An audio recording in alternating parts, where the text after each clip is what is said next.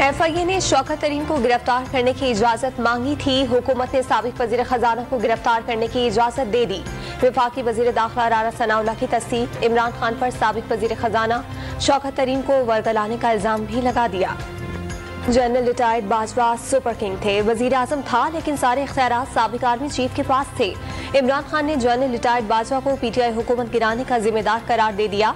Video link खिताब में इंतखाबात से मुतालिक अदलिया के फैसले की तारीफ।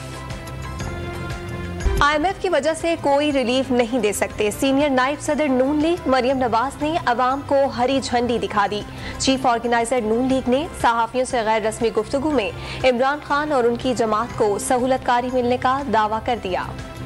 और विमेन T20 वर्ल्ड कप में पाकिस्तान ने भारत को जीत के लिए 150 रन का हदफ दे दिया। कप्तान बिस्मा मारूफ 68 और आयशा नसीम 43 रन बनाकर नॉट आउट रहीं।